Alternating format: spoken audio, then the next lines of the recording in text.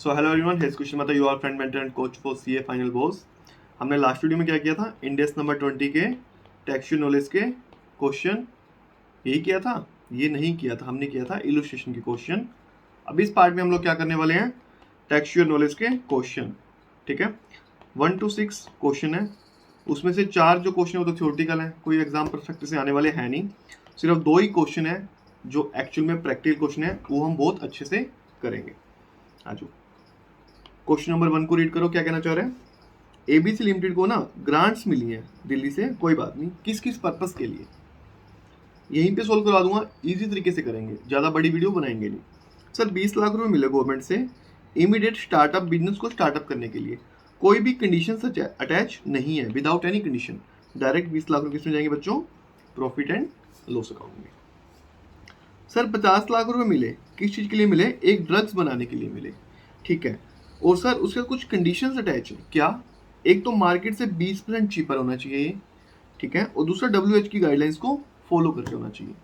ठीक है सर, इस 20 लाख रुपए को, इसको 50 लाख रुपए को आप प्रॉफिट एंड लॉस अकाउंट में तब ले जाओगे जब आप ये दोनों कंडीशंस को सेटिस्फाई करवा दोगे, मतलब रीजनेबली अश्योर्ड हो आप इन दोनों कंडीशंस को सेटिस्फाई करवाने के लिए आपने कुछ खर्चा कर दिया, देन आप इस 50 लाख रुपए को अपने किस में ले जाओगे? प्रॉफिट एंड लॉस अकाउंट में ले जाओगे। ठीक है सर, थर्ड में क्या हुआ? 2 एकड़ लैंड मिल गई गवर्नमेंट से, जिसकी फेयर वैल्यू कितनी है? 10 लाख रुपए की। ठीक है, 2 एकड़ लैंड मिल गई आपको, क्या करोगे? सर डायरेक्ट लैंड को इनकम ट्रीट कर लोगे, या फिर जितनी लैंड की कॉस्ट थी उसमें से जो आपको ग्रांट मिली उसको आप क्या करो? माइनस कर दो, रिमेनिंग को आप रिकॉग्नाइज कर लो।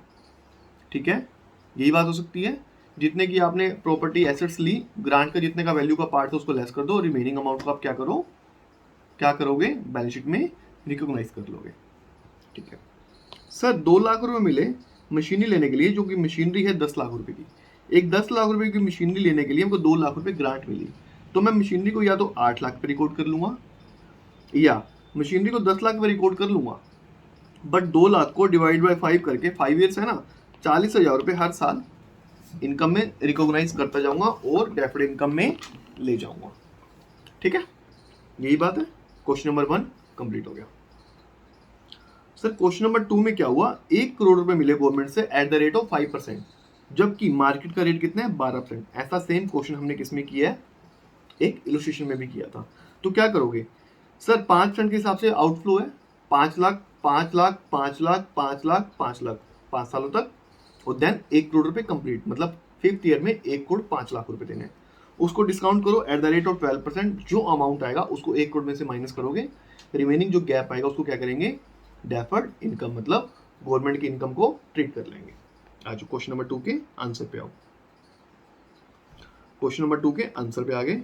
सर 5 लाख 5 बार गया, देन 1 करोड़ रुपए कंप्लीट चला गया, डिस्काउंट कर देंगे एट द रेट ऑफ 12% के हिसाब से, कितना आया? 74 लाख समथिंग। इसको 1 करोड़ में से माइनस करेंगे, बीच की इनकम क्या हो जाएगी आपकी? Deferred income. बैंक में तो 1 करोड़ आया, बाकी का लोन अकाउंट में चला गया। सर अब इस 74 लाख को लेके आएंगे हम लोग, उस पर 12% का ब्याज लगाएंगे। 5 लाख रुपए जो हमने पहले साल दिया, दूसरे साल दिया, तीसरे साल, चौथे साल, पांचवें साल तो 1 करोड़ 5 लाख ही दे दिया, ये क्लोजिंग बैलेंस। फिर ये ओपनिंग बन जाएगा, इस पे 12% लगेगा, 5 लाख गया क्लोजिंग बैलेंस। फिर ये ओपनिंग बन जाएगा, इस पे 12% का ब्याज लगाया, 5 लाख दिया क्लोजिंग। फिर ये ओपनिंग बन जाएगा, इस पे 12% का ब्याज लगाया, 5 लाख रुपए दिया और ये क्लोजिंग। देन ये ओपनिंग बन जाएगा, इस पे 12% का ब्याज लगाया और 1 करोड़ 5 लाख रुपए दिया, आपका बैलेंस हो गया ओवरऑल नहीं। सेम क्वेश्चन हमने किस में किया था? इलस्ट्रेशंस में किया था। आज क्वेश्चन नंबर 3 में आओ। सर ये बहुत ही छोटा सा क्वेश्चन है, थ्योरेटिकल क्वेश्चन है। इसके अंदर क्या है? सर एक एक्सपोर्ट प्रमोशन को, कैपिटल गुड्स को लेके ग्रांट मिली गवर्नमेंट से। ग्रांट किस बेस पे है? इनकम के बेस पे है, प्रॉफिट एंड लॉस अकाउंट में ले जाओ। एसेट्स के बेस पे है, तो उस पर्टिकुलर एसेट्स के अंदर से उस ग्रांट को लेस करो। सपोज एसेट 10 रुपए की है, ग्रांट 2 रुपए की मिली, तो सिर्फ 8 रुपए को आप लोग क्या करोगे? 8 रुपए के क्या करोगे? रिकॉग्नाइज करो, या फिर उस 2 रुपए की ग्रांट को over the period of assets की लाइफ में डिवाइड करो, डेफर्ड इनकम के अंदर लेके जाओ। ठीक है,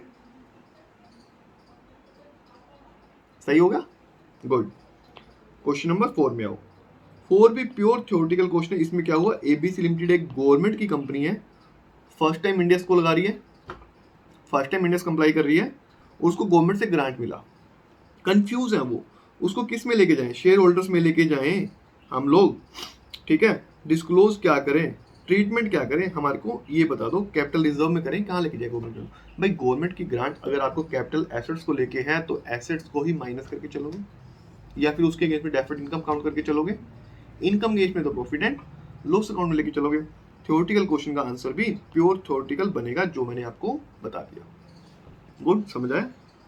आज क्वेश्चन नंबर 5 के अंदर क्या है, रेनबो कंपनी के पास ना 2 प्रोजेक्ट चल रहे हैं। पहला project clean river project, second वाला एक इक्विपमेंट लेना है।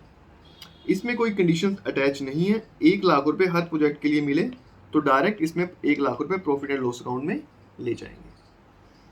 सेकंड के अंदर इक्विपमेंट लेने के लिए मिला, ठीक है, आप अपनी कंडीशंस को सेटिस्फाई करवाओ, ठीक है, और इसका ट्रीटमेंट क्या होगा, सपोज इक्विपमेंट अगर 10 लाख रुपए का है, 1 लाख रुपए माइनस कर गया तो 9 लाख रुपए रिकॉग्नाइज कर लो, यही हो सकता है।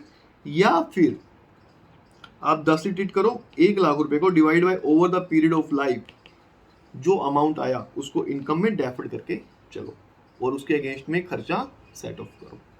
क्वेश्चन 5 क्लियर हो गया अपना। क्वेश्चन नंबर 6 में आओ।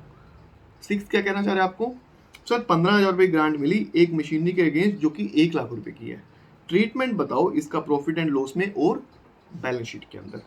बता देते हैं भाई, 6 में आओ। बहुत प्यारा सा ट्रीटमेंट है। पहली बात तो भाई 1 लाख रुपए के अंदर से 15,000 रुपए माइनस कर दो, फिर डेप्रिसिएशन लगाओ 20%, 17,000 रुपए प्रॉफिट एंड लॉस में चला गया। 1 लाख में 15,000 रुपए गए 85,000 रुपए, 17,000 रुपए डेप्रिसिएशन गए, 68,000 रुपए बच गए, जो कि आपका बैलेंस शीट में आ गया। ये कौन सा ट्रीटमेंट किया, अमाउंट के अंदर से गवर्नमेंट की ग्रांट को डायरेक्ट हमने लेस कर दिया। दूसरा पार्ट, सर हम तो डेफर करेंगे, सर 20,000 रुपए डेप्रिसिएशन लगा, 5 साल चले ना, 5 साल चलिए 20% का मतलब, तो 15,000 को 5 से डिवाइड करेंगे 3,000 रुपए आएगा, 3,000 रुपए को गवर्नमेंट ग्रांट क्रेडिट कर देंगे, ये हो गया आपका प्रॉफिट एंड लॉस का पार्ट, ठीक है। 80,000 रुपए रह गए बाकी के, किसमें आ गए, बैलेंस शीट में। सर बाकी जो 15 में से 3,000 जाने के बाद 12,000 रह गए, उस 12 के 2 पार्ट बनेंगे ना, एक तो 3,000 रुपए with in this year, with in 1